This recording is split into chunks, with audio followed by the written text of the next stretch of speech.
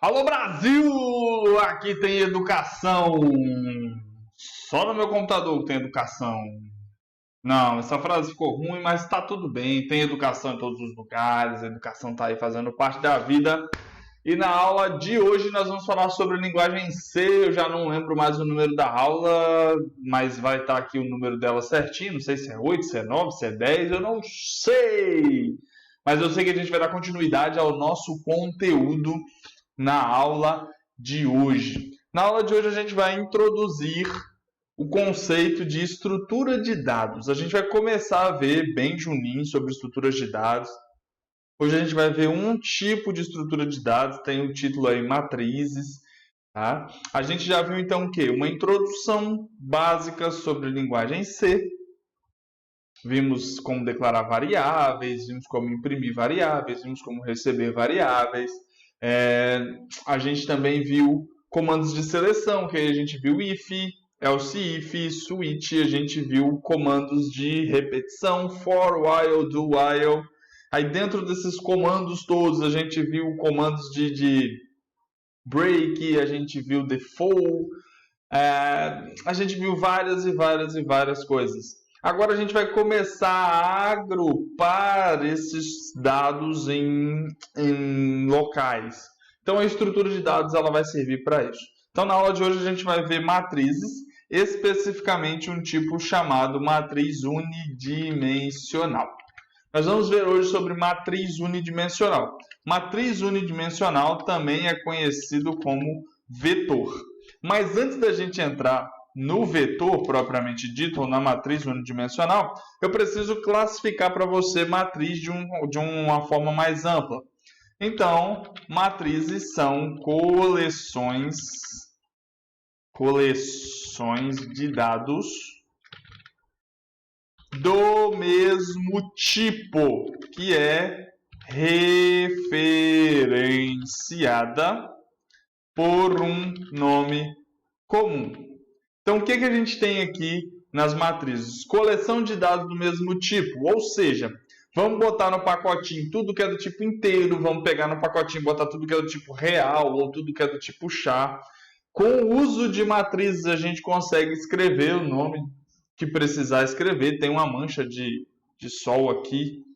Espera aí, não sai que eu vou só fechar a cortina e já volto. Espera aí.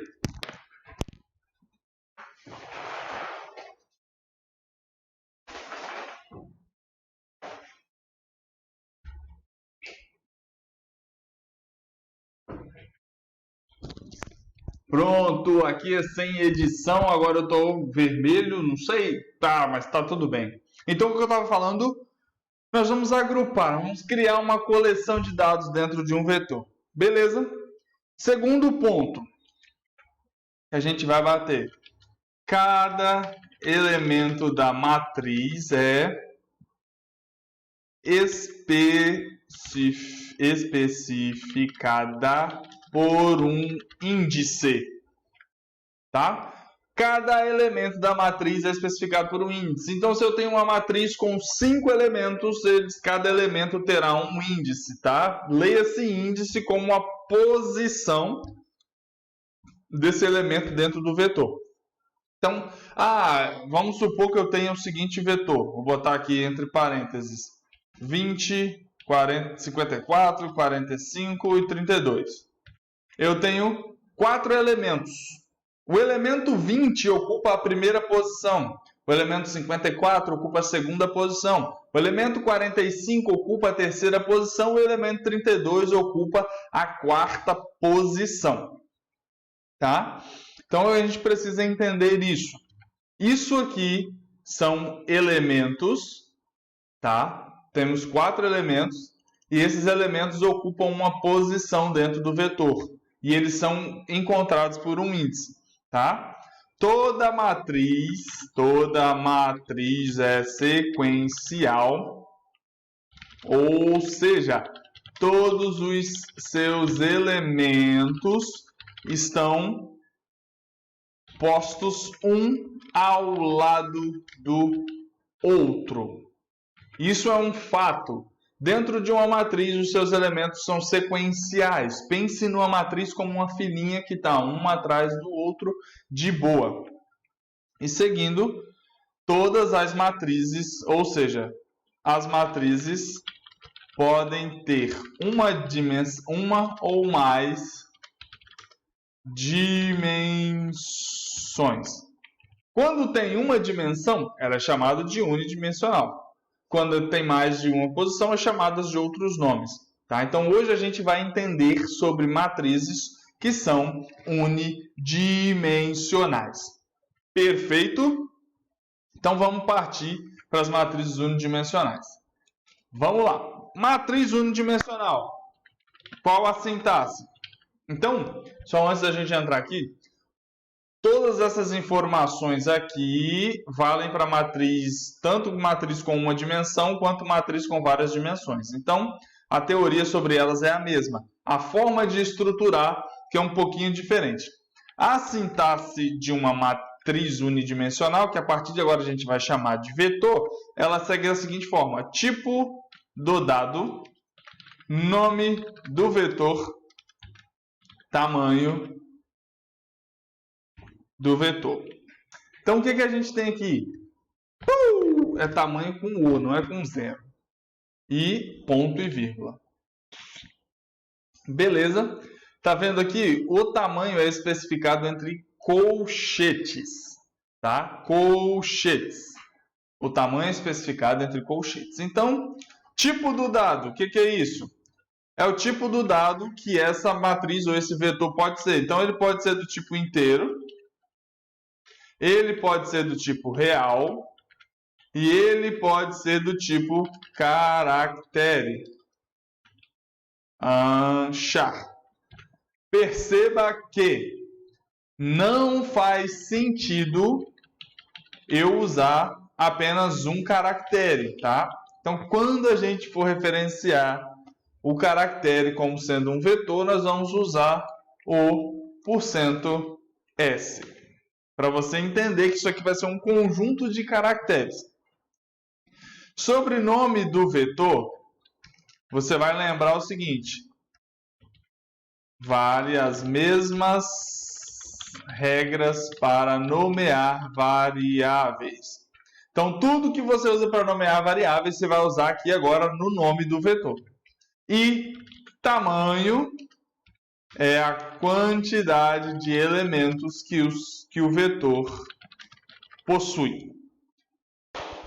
Beleza na represa, suave na nave. Exemplinho de criação de um vetor. Vou criar um vetor de cada tipo de dado. Um vetor de inteiro seria algo do tipo assim: int, vou colocar vetor de 10 posições. Um vetor do tipo real seria assim. Vetor vou botar de 10 posições também. E do tipo char seria assim. Prontinho. Criamos aqui agora um vetor de cada tipo. Um vetor do tipo inteiro, um vetor do tipo real, um vetor do tipo caractere. Uma informação importantíssima é qual a posição ou... vou botar aqui índice inicial. Qual a primeira posição do vetor? E aqui é onde dá muito bug, tá? Primeira posição é a posição 0, tá? Então, vamos lá. A primeira posição do vetor é a posição 0. Tá? O índice inicial é 0. Então, se eu perguntar para você assim, qual a primeira posição do vetor? A primeira posição do vetor é 0. Vou mostrar num exemplo aqui para a gente entender isso. Vou usar o vetor de inteiros aqui para a gente entender. Tá? Só que eu vou diminuir ele para 5.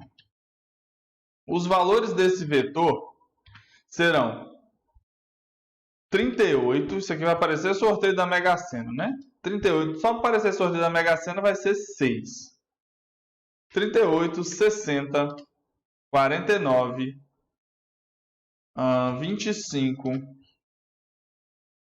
Rapaz, eu sou ruim de dar número, né? 17, 13, deu 6. 3, 6, deu 6.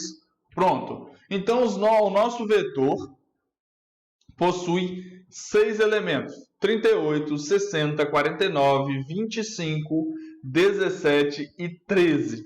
Então, a gente precisa entender o seguinte: o vetor na posição 0 é igual a 38. O vetor na posição 1 é 60. Deixa eu só subir um pouquinho mais aqui. E eu vou copiar e colar isso daqui para ganhar um tempinho de leve. Posição 2, 49. Posição 3, 25. Posição 4, 17. Posição 5 vai dar 13. O que a gente tem aqui? O vetor 0, que é igual a 38, marca a primeira posição do vetor. Então, a gente tem aqui vetor 1 marca a segunda posição do vetor. Vetor 2 marca a terceira. Vetor 3 marca a quarta posição. Vetor 4 marca a quinta posição. E o vetor 5 marca a sexta posição. Lembre-se disso. Qual é o primeiro índice do vetor? Vetor posição 38, que está no índice 0. Primeira posição, índice 0. Segunda posição, índice 1. Terceira posição, índice 2. E assim sucessivamente. É isso que a gente precisa entender nesse ponto aqui. Beleza? Essa parte aqui costuma gerar uma dúvida, embolar a cabeça do pessoal, mas fique tranquilo, daqui a pouco você vai acostumar. Então grave isso. Eu tenho um vetor de 6 posições, em que a posição 0 é a primeira posição do vetor e ele marca 38. Então 0 aqui é o índice, 1 é o índice, 2 é índice, 3 índice. Se eu chego para você e falo assim, qual o valor da posição 3? Você vai olhar lá em cima e vai me falar, o vetor posição 3 é quem? 25, tá? E se eu perguntar qual o valor da terceira posição do vetor? O valor da terceira posição do vetor é essa resposta aqui. Resposta é igual a 25. Essa resposta aqui é igual a 49. 49 está na terceira posição do vetor. E quem está na posição 3 do vetor é o 25. Então, quem está na posição 0, 38. Quem está na posição 1, 60. Tá? Entenda muito bem isso para que a gente possa avançar para as próximas etapas, para as próximas situações. Então, essa é a ideia inicial sobre um vetor. E eu preciso te passar mais uma coisinha. Vetores de string, tá? Vetores de string o que são? São matrizes unidimensionais, com a última posição nula.